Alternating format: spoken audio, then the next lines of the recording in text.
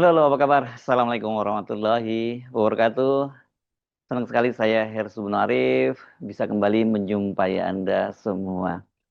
Rencana pembelian 105.000 mobil dari India untuk operasional Koperasi Desa Merah Putih makin seru. Di Rut PT Agrinas Pangan Nusantara Jauhan Helo de Sosamota, eh, ini sebuah BUMN yang bertanggung jawab terhadap pengadaan mobil tersebut mengaku siap membatalkan dan menanggung kerugian besar bila Presiden Prabowo memutuskan membatalkannya juga. Nah, ini berarti dengan begitu ini adalah bola panasnya di tangan Presiden Prabowo Subianto. Nah, Presiden Prabowo kan sekarang sedang berada di luar negeri, sebelumnya bertemu dengan Presiden Trump di Washington, dan itu pun perjanjiannya, hasil perjanjian dengan Trump itu banyak dikecam di dalam negeri. Sekarang tambah lagi persoalan baru ya.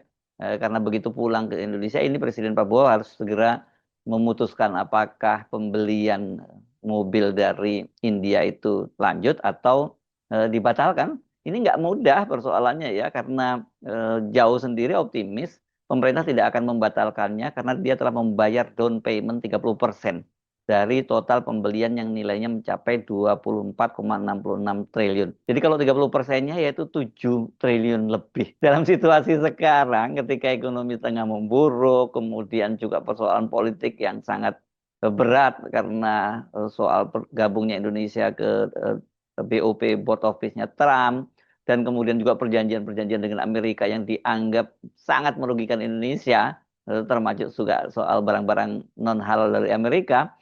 Ini kenapa orang dekatnya Presiden Prabowo tak malah menambah persoalan baru ya.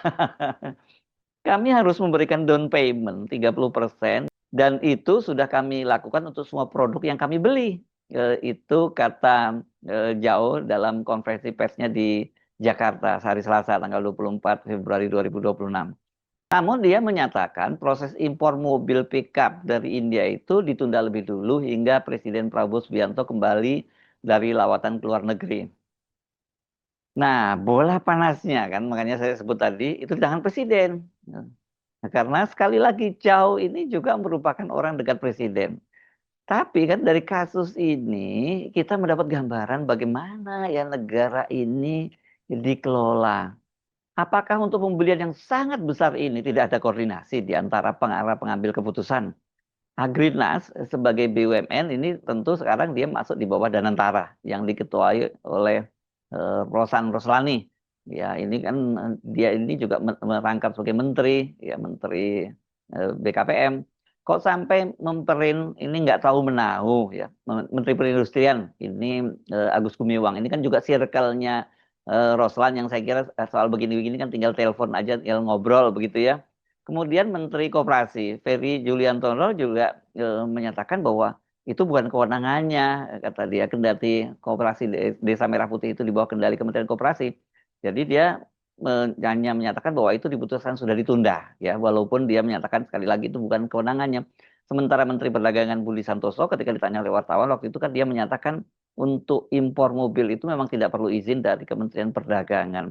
Nah, jelas yang berkaitan langsung ini ya, meski mungkin bukan soal izin ya, tapi yang langsung banyak apa mendapat gugatan pasti Menteri Perindustrian karena menangani karena di bawahnya kan industri otomotif juga itu harus dibina oleh Menteri Perindustrian. Nah, sekarang ada duit gede, duit jumbo, super jumbo, tiba-tiba malah melayang ke luar negeri, bukan menetes, atau bukan menetes ya, harusnya mestinya dibelikan industri otomotif dari dalam negeri yang memang sudah punya kemampuan yang cukup lama kalau untuk hal-hal semacam ini. Oke lah, kita anggap benar seperti itu regulasinya ya, bahwa kalau mau impor mobil ya nggak impor aja, nggak perlu izin gitu. Tapi apakah ketika memutuskan itu ya, sekali lagi dengan dana yang super gede begitu tidak ada pembicaraan sama sekali. Karena ini kan satu kantongnya kan, ini dari Menteri Keuangan ini ya, uang-uang seperti ini ya. Eh, atau nggak tahu saya apakah uangnya sekarang sudah ada di tangan Danantara begitu ya, karena dananya kan gede banget begitu. Kan kalau ada dana seperti ini kan mesti dibicarakan, ini eh, uang sebesar ini apa manfaatnya untuk Indonesia, kan nantinya harusnya seperti itu, bukan hanya soal untung rugi ya. Ini pembeliannya ini kan memang super jumbo, bahkan Mahindra itu lewat juru bicaranya. Ini salah satu nanti yang akan mengekspor mobilnya ke Indonesia. Dia menyatakan ini order terbesar sepanjang sejarah kendaraan otomotif India itu berdiri. Jadi ini memang jackpot buat mereka ya. Industri otomotif di Indonesia ini seperti juga industri-industri lainnya itu sedang mengalami tekanan yang sangat berat tuh. Seperti dikatakan oleh Ketua Umum Konfederasi Serikat Pekerja Seluruh Indonesia, Jumhur Hidayat, mereka ini sekarang sedang mengurangi jam kerja, bahkan kemudian ada yang sudah di PHK dan juga masih antri ini ancaman PHK. Ini daftar PHK-nya sudah panjang itu. Jadi kan kalau kemudian tiba-tiba ada duit gede, malah larinya ke industri otomotif di luar negeri, ya ini jelas ironi dan Jumhur sendiri bahkan sampai curiga ini jangan-jangan ya memang ada soal permainan, ini ada soal pemburu rente yang bermain, kata Jumhur seperti itu ya. Tapi kalau uang ini ya nggak dibelanjakan ke luar negeri, masuk ke industri otomotif di dalam negeri, kan harapan untuk terjadinya PHK itu batal. Nah, yang batal PHK-nya ya bukan pembeliannya.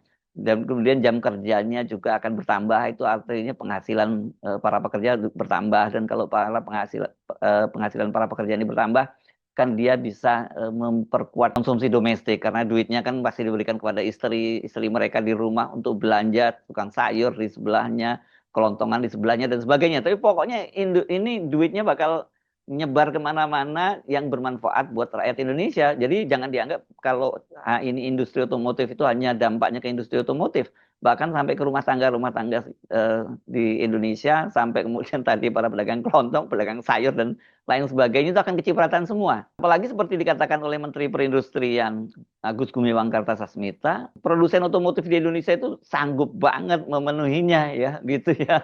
Kalau alasannya nggak sanggup itu salah datanya karena dia menyatakan itu sekarang itu sampai 1 juta bisa industri otomotif di Indonesia itu. Tapi kalau saya membaca datanya bahwa itu 2,5 juta industri otomotif Indonesia itu ya.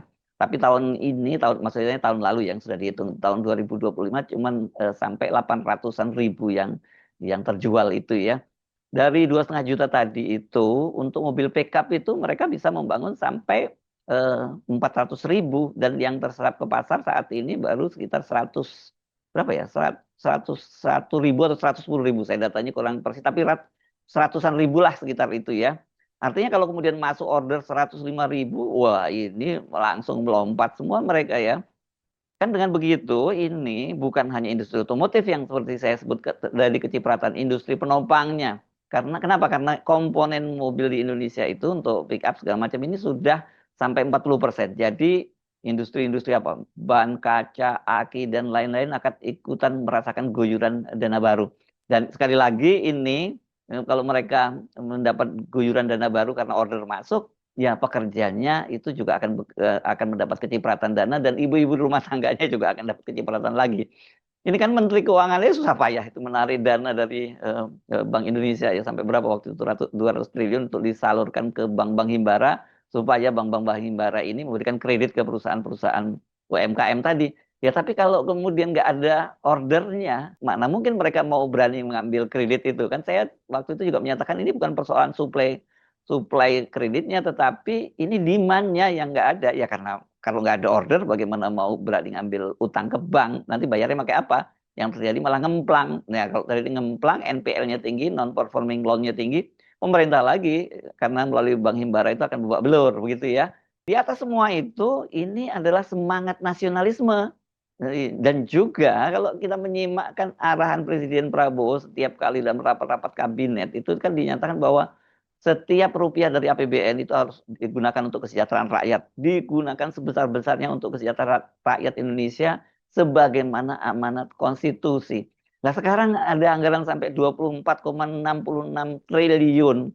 Kok yang menikmati malah perusahaan di India. Nah ini yang akan tumbuh subur adalah industri otomotif di India. Kita nggak boleh sirik dengan industri otomotif di India. Tapi ya jangan kita kemudian menyumbang gede banget sementara di kita malah ditinggalkan. Dan juga tentu saja pekerja di India. Ini kalau kata bahasa dari Menteri Agus Gumiwang bahwa ini yang dapat jajan kok pekerja di India. Ya bukan jajan lagi kalau angka sebesar itu. Jauh menyatakan harga yang diperoleh dalam kontrak impor tersebut jauh lebih rendah dibandingkan dengan harga rata-rata mobil sejenis di dalam negeri. Pada waktu itu dia sempat menyatakan bahwa kalau harganya di dalam negeri itu 500-an juta, yang dia bisa dapat harga separuhnya. Walaupun kemudian data yang ada menunjukkan nggak sampai kok 500 juta. Toyota Hilux aja yang ini tuh grade-nya tinggi itu harganya nggak sampai 400 juta ya. Joe menyatakan soal ini pembatalan itu ya. Kalau ada masalah, ada pemahaman yang kurang tepat atau tidak sama, itu mungkin hanya perlu ada penjelasan. Itu akan menjadi solusi karena saya yakin bahwa semua itu ada solusinya, kata dia begitu. Jadi dia optimis nih masih bahwa Presiden Prabowo tidak akan membatalkannya. Oke lah, kalau harganya betul lebih murah. Tapi kan hitung-hitungannya itu semata-mata Agrinas atau Koperasi Desa Merah Putih yang diuntungkan. Katakanlah seperti itu ya. Tapi kan kepentingan yang jauh lebih besar. Industri otomotif Indonesia, kelangsungan UMKM penyokong industri otomotif, kepentingan pekerja Indonesia, dan lebih jauh lagi adalah target ekonomi yang tumbuh itu yang harusnya dihitung oleh Pak Jao ya. Apalagi soal mobil murah itu debatable ya. Ini kalau jumlahnya belinya dalam partai yang besar, pasti bisa dinego gitu. Apalagi ini untuk kepentingan negara ya, kepentingan Koperasi Desa Merah Putih pasti bisa mungkin tidak semuanya dibebankan kepada industri otomotif, tapi kan ada mungkin potongan-potongan apakah itu pajaknya atau apa dari pemerintah gitu. Yang penting industri Indonesia tumbuh gitu.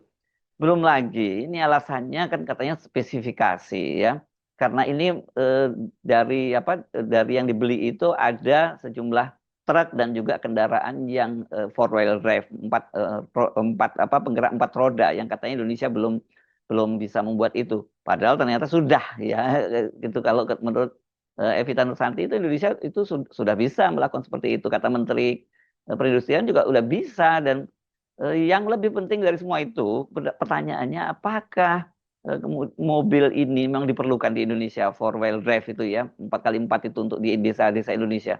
Saya kira nggak semua desa di Indonesia buruk, sangat buruk. Mungkin yang sangat buruk medan jalannya itu ya nggak terlalu banyak lah untuk Indonesia, beberapa daerah di Indonesia Timur mungkin itu iya. Tapi kalau untuk di Jawa saya kira nggak akan seperti itu.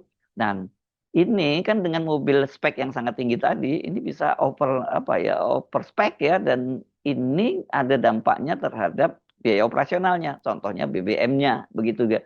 Nah, belum lagi kalau kita bicara soal jaringan after sale service-nya.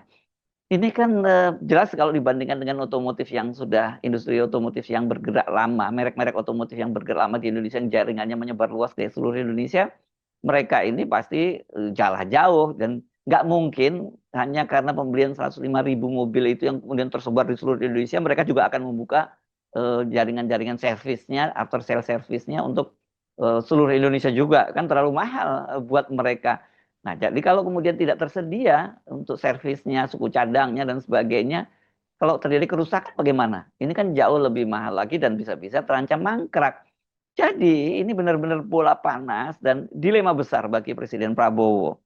Jelas kalau sudah ada DP dan bahkan pengiriman pertama 1.000 unit itu sudah beres bulan ini kan akan ada konsekuensi besar yang ditanggung oleh Agrinas. Dan juga ini berarti cash flow-nya Danantara juga akan terdampak ya. Ini bisa ada penalti, bisa dibawa ke arbitrase dan sebagainya kalau sudah perjanjiannya sudah jalan, apalagi pengiriman pertamanya sudah akan dikirim 1.000 unit dan sudah ada down payment-nya. Tapi kalau lanjut, saya kira kerugian besar akan terjadi buat pemerintah Indonesia, khususnya bagi industri otomotif dan para pekerja Indonesia. Dan yang lebih parah itu adalah merugikan citra presiden, yang narasinya itu sangat nasionalistik. Nanti mereka akan dibilang, presiden akan dibilang omon-omon. Ini sebenarnya omon-omon ini bahasanya Pak Prabowo. Tapi sekarang justru lebih banyak digunakan oleh orang untuk ketika Pak Prabowo banyak pidato dan tidak terrealisasi, kemudian dibilang omon-omon. Apa boleh buat ya. Apalagi yang melakukan ini adalah orang dekatnya presiden. Nah, orang dekat presiden aja tuh lebih memilih memberi keuntungan industri otomotif dan pekerja di India ketimbang kepentingan di domestik. Ya bagaimana? Rakyat kita juga diminta seperti itu. Pengusaha lain juga diminta seperti itu. Kan ini Pak Jao ini bisa juga dan dia dinilai mencabut program Presiden Prabowo. Ini yang menyatakan bukan saya, menyatakan adalah anggota DPR, pengusaha besar ini yang pernah juga jadi menteri, Pak Rahmat Gobel. Ya, dia menyatakan ini mengkhianati cita Presiden Prabowo. mengkhianati Sumitronomik.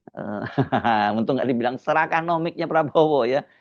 Tapi sebenarnya ada yang lebih buruk bahwa hitung-hitungannya ini sebenarnya bukan sekedar bisnis untung rugi, dapat barang yang lebih murah. Tapi seperti kata Jumhur Hidayat, dia curiga ada rente ekonomi di balik itu semua. Ini maksudnya Jumhur terlalu canggih lah untuk bahasa buru pakai pemburu rente begitu ya.